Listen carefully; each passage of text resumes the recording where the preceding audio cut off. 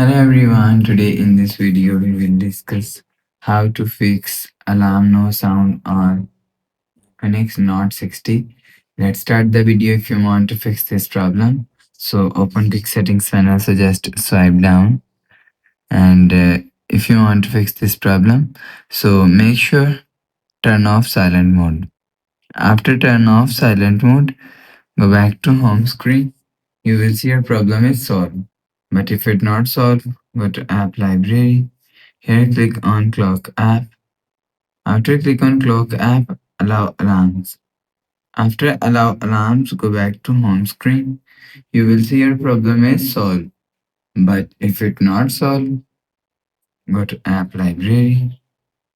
Here click on settings app. Now in setting, scroll down and click on app management. After click on app management, click on app list and search clock app. Click on clock app and click on storage cache. If you want to fix this problem, so clear cache camera app. After clear cache, go back to home screen. You will check your problem is solved.